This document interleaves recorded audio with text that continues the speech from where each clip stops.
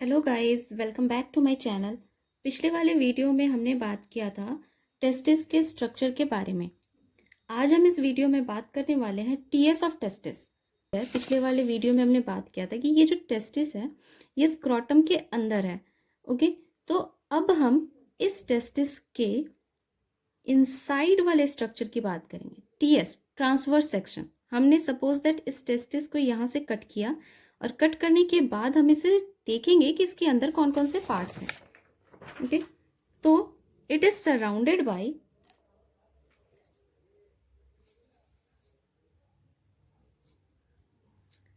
it is surrounded by connective tissues.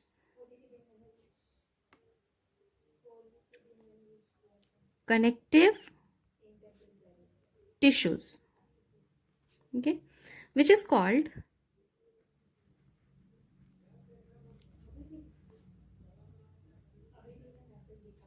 tunica albuginea and tunica vaginalis. Okay, तो हम इसके structure को देखते हैं। टेस्टिस को हमने कट किया तो हमें सबसे पहले उसका एक लेयर दिखेगा, आउटर लेयर, जिसे हम कहेंगे ट्यूनिका वेजिनालिस।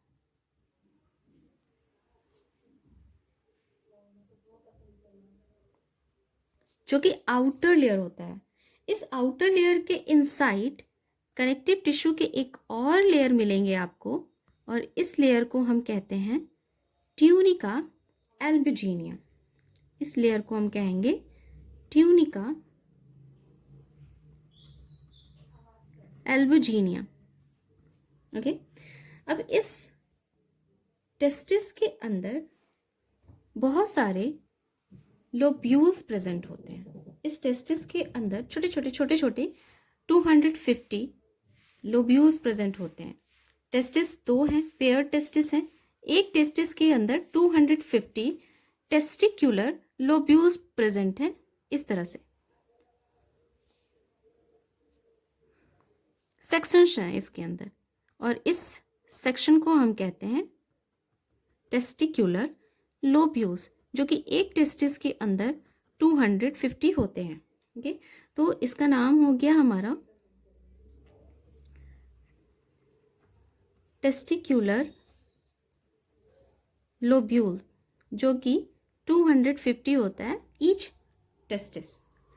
अब इस टेस्टिक्युलर लोब्यूल के अंदर बहुत सारे स्ट्रक्चर्स प्रेजेंट होते हैं, छोटे छोटे ग्रेप लाइक स्ट्रक्चर प्रेजेंट होते हैं, सैक लाइक स्ट्रक्चर प्रेजेंट होते हैं, जिन्हें हम कहते हैं सेमिनिफेरस ट्यूब्यूल।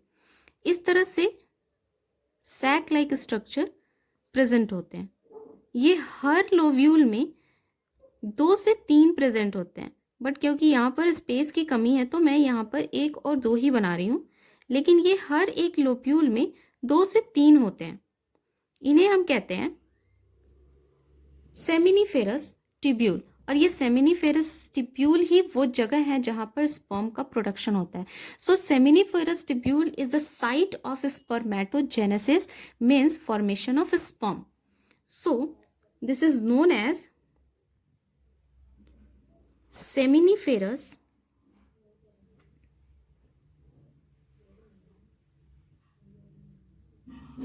ट्यूब्यूल्स, और ये हर लोब्यूल में 2 से 3 होते हैं, 2 to 3 पर लोब्यूल।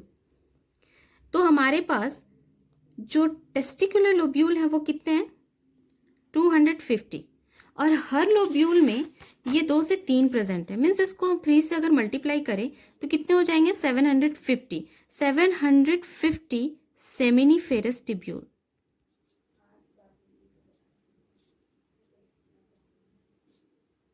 पर टेस्टिस। तो हर एक टेस्टिस में आपके जो टेस्टिक्युलर लोब्यूल्स हैं वो है 250, और उसके इनसाइड में सेमिनिफेरस ट्यूब्यूल कितने हैं? आपके 750 50, और हर एक लोब्यूल में आपके सेमिनिफेरस ट्यूब्यूल 2 to 3 है। ये 1 भी हो सकते, 2 भी हो सकते, 3 भी हो सकते, 3 से ज़्यादा नहीं हो सकते और 1 से कम नहीं हो सकते। तो इतने होते हैं। अब क्या होता है कि हर एक सेमिनिफेरस ट्यूब्यूल से ये डक्ट्स अराइज होते हैं इस तरह से। ये सारे डक्ट्स एक दूसरे से ऐसे कनेक्टेड होते हैं।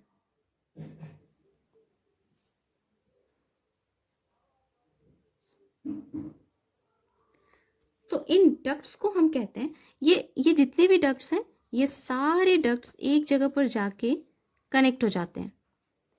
ओके, तो इन डक्ट्स को हम कहते हैं ट्यूबुलाई रेक्टाई। इन डक्ट्स को हम बोलेंगे ट्यूबुलाई रेक्टाई। अब ये सारे डक्ट्स जो हैं, ये सारे डक्ट्स जाकर एक जगह पर कलेक्ट होते हैं और उस कनेक्शन का नाम है, ये सारे डक्ट्स, ये जितने भी डक्ट्स आएंगे ये सारे इसी के अंदर ओपन हो जाएंगे। ये बहुत सारे हैं, 750 हैं, तो ये बहुत सारे हैं। ये सारे इस डक्ट के अंदर कनेक्ट हो जाएंगे और इस पार्ट का नाम होता है रेटे टेस्टिस। रेटे टेस्टिस। अब यहाँ से ये सारे डक्ट जो हैं, ये सारे डक्ट अराइज होंगे, यहाँ से बहुत सारे डक्ट्स निकलेंगे और ये सारे डक्ट्स कनेक्ट हो जाएंगे एक कॉइल्ड स्ट्रक्चर के अंदर, और इस कॉइल्ड स्ट्रक्चर के बाद एक लॉन्ग टेल अराइज होता है, ये डक्ट होता है। तो इस कॉइल्ड स्ट्रक्चर का नाम होता है epididymis. Epididymis, this is a coiled duct. ये क्या है? It is a coiled duct. Okay, इस एपिडाइडमिस के भी 3 पार्ट हो गए। ये जो फर्स्ट वाला पार्ट होता है इसे हम कहते हैं कैप्ट और हेड। ये मिडिल पार्ट जो हो गया इसे हम कहते हैं कॉर्पस या फिर बॉडी, एंड दिस थर्ड वाला पार्ट इज कॉडा या फिर टेल। ये 3 पार्ट्स हो गए। ओके, ये जो आपके डक्ट्स हैं, ये सारे डक्ट्स जो कि आपके रेटे टेस्टिस से होकर बाहर निकल रहे हैं, इन डक्ट्स का नाम है वासा एफरेंसिया। ये जो लॉन्ग टेल लाइक स्ट्रक्चर आपको दिख रहा है, दिस इज वास डिफरेंस। तो ये था टेस्टिस का एलएस, ये इसका इंटरनल स्ट्रक्चर था। तो हमारा जो ये सेमिनिफेरस ट्यूब्यूल है, इसके अंदर स्पर्म का प्रोडक्शन होता है। देन स्पर्म यहाँ से निकलकर ट्यूबुलाई रेक्टाई से होते हुए पहुंचेंगे रेटे टेस्टिस के अंदर। रेटे टेस्टिस से ये निकल कर जाएंगे vasa efferentia, vasa efferentia then epididymis and then vas deferens, और उसके बाद वो फिर डक्ट से होते हुए, फिर पेनिस से होते हुए बाहर निकल जाएंगे। तो अगर हम पाथवे ऑफ स्पर्म की बात करें तो पाथवे ऑफ स्पर्म क्या हो जाएगा? Pathway of sperm. तो पाथवे ऑफ स्पर्म सबसे पहले वो बना कहाँ? सेमिनिफेरस ट्यूब्यूल के अंदर। तो पहला हो गया seminiferous tubules, then seminiferous tubules से होकर वो कहाँ जाएगा? फिर ट्यूबुलाई रेक्टाई के अंदर। ट्यूबुलाई रेक्टाई, देन ट्यूबुलाई रेक्टाई से होने के बाद वो कहाँ जाएगा? रेटे टेस्टिस। रेटे टेस्टिस, रेटे टेस्टिस के बाद वो कहाँ जाएगा? फिर रेटे टेस्टिस के बाद वो गया है vasa efferentia. Vasa efferentia, then epididymis,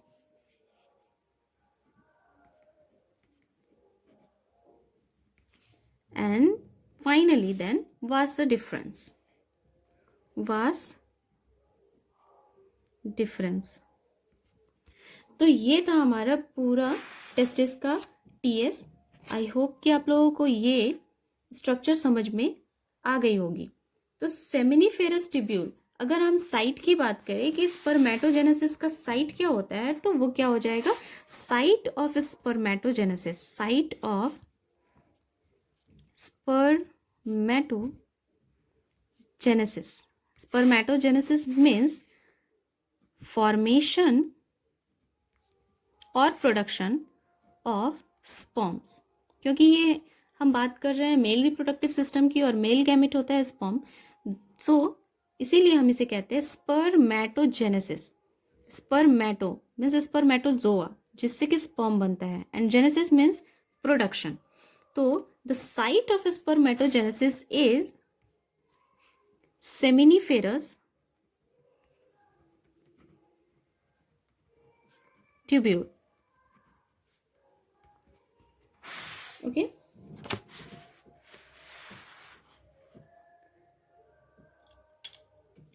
इसके बाद अब हम नेक्स्ट बात करेंगे इस सेमिनिफेरस ट्यूब्यूल के डिटेल स्ट्रक्चर के बारे में, कि how the sperm is produced inside the seminiferous tubule.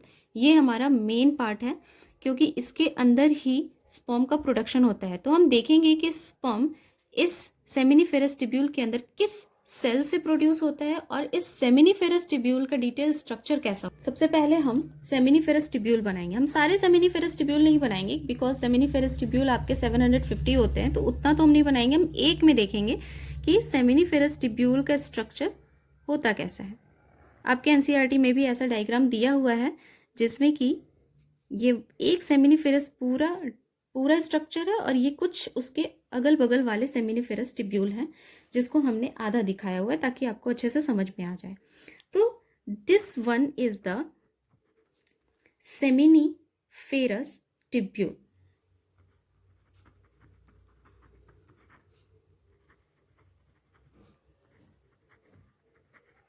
Okay, seminiferous tubule के अंदर बहुत सारे जर्मिनल एपिथेलियम और क्यूबोइडल सेल्स होते हैं।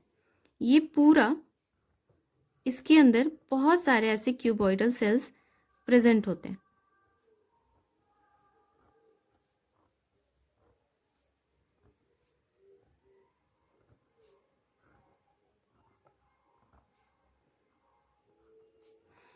इन सारे सेल्स को हम कहते हैं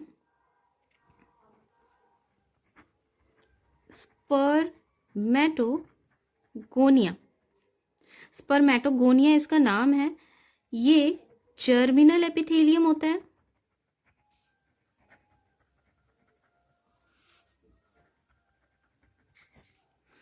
जिनकी क्यूबॉइडल सेल्स होते हैं। आपने 11वीं क्लास में ये पढ़ा हुआ है कि जर्मिनल एपिथेलियम क्या होते हैं। वैसे एपिथेलियम जो कि जर्म सेल्स को प्रोड्यूस करते हैं, इनके पास क्यूबॉइडल सेल्स होते हैं और यही सेल्स माइटोसिस में जाकर स्पर्म को प्रोड्यूस करते हैं। These cuboidal cells undergoes meiosis, sorry ये माइटोसिस में नहीं मियोसिस में जाते हैं, undergoes meiosis and produce sperms. Okay, now इन सारे क्यूबॉइडल सेल्स और जर्मिनल एपिथेलियल सेल्स के बीच में कुछ लॉन्ग सेल्स प्रेजेंट होते हैं, जिन्हें हम कहते हैं सर्टोली सेल्स और नर्स सेल और सस्टेंटिकुलर सेल्स। इन सेल्स का नाम क्या होता है? इनके बहुत सारे नेम हैं, जिन्हें हम कहते हैं सर्टोली सेल्स और नर्स सेल्स, और इन्हीं को हम कह देते हैं सस्टेंटिकुलर सेल्स।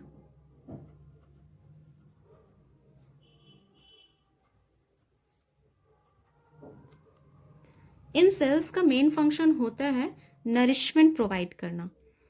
ये जो आपके जर्मिनल एपिथेलियम है, ये स्पर्म को बनाएंगे, ये सेल्स मियोसिस करेंगे, ये यहाँ से मियोसिस करेंगे, नंबर बढ़ाएंगे और उसके बाद स्पर्म को बनाएंगे, ये स्पर्म बनाएंगे। बट ये जो स्पर्म है ये यहाँ पर रहेंगे तो लेकिन इनको नरिशमेंट की ज़रूरत होगी, तो इनको नरिशमेंट कौन देगा? इनको नरिशमेंट देंगे सर्टोली सेल्स। ये स्पर्म बनने के बाद इन सर्टोली सेल्स के साथ जाकर ऐसे अटैच्ड हो जाते हैं और इनसे नरिशमेंट लेते हैं, और उसके बाद जब इन्हें यहाँ से निकलना होता है, जाना होता है, तो फिर सर्टोली सेल इन्हें रिलीज कर देते हैं। तो उसके बाद यहाँ पर बहुत सारे सेल्स प्रेजेंट होते हैं, कुछ जिन्हें हम कहते हैं लीडिंग सेल्स। ये कुछ सेल्स हैं जिन्हें हम कहेंगे लीडिंग सेल्स। ये लीडिंग सेल्स को ही हम इंटरस्टिशियल सेल्स भी कहते हैं। इंटरस्टिशियल सेल्स, इन बहुत सारे सेमिनिफेरस ट्यूब्यूल हैं और उनके इंटर स्पेस में प्रेजेंट होते हैं, इसलिए इन्हें हम कहते हैं इंटरस्टिशियल सेल्स। इनके बीच में और भी बहुत सारे सेल्स होते हैं, कुछ इस तरह से। इन्हें हम कहते हैं immunocompetent sales.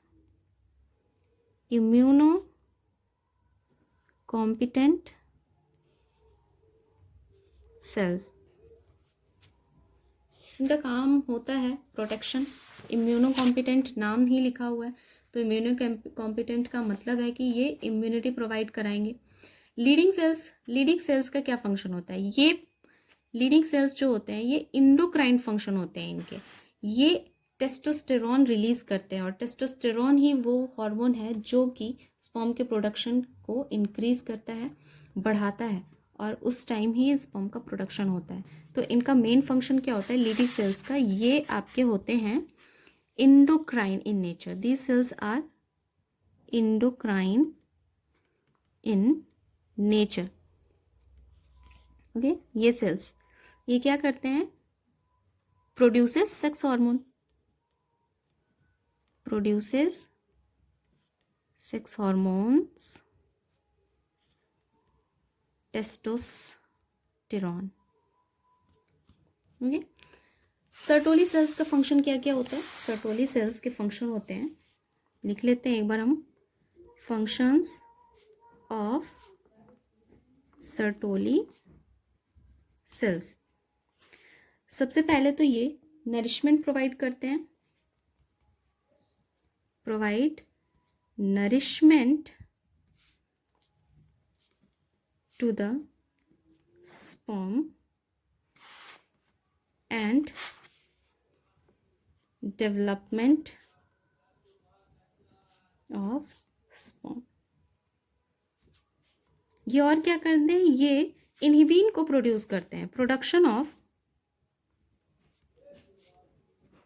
Inhibin hormone.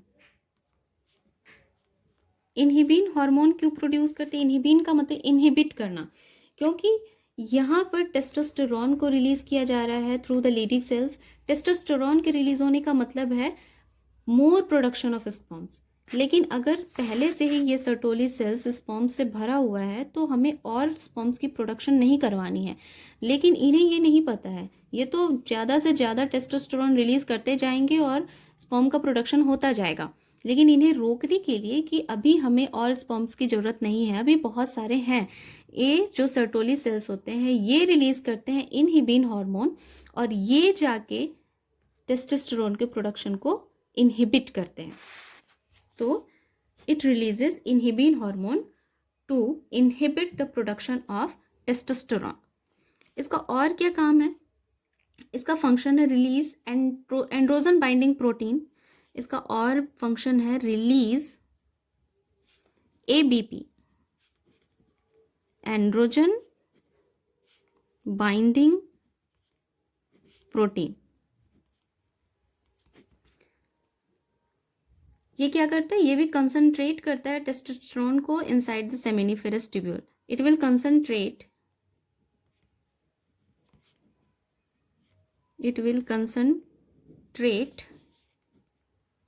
testosterone inside seminiferous tubules। तो ये सारे हो गए टीएस ऑफ टेस्टिस, और उसके बाद आपका सेमिनिफेरस ट्यूब्यूल का function and structure. I hope कि ये वीडियो आपको पसंद आया होगा। अगर ये वीडियो आपको पसंद आया हो तो लाइक करें, शेयर करें, कमेंट करें एंड मेरे चैनल को सब्सक्राइब करें और बेल आइकन को ज़रूर प्रेस कर दीजिएगा ताकि मेरे हर वीडियो का नोटिफिकेशन आपके पास जल्दी से जल्दी पहुंच जाए। मिलते हैं नेक्स्ट वीडियो में, तब तक के लिए बाय बाय।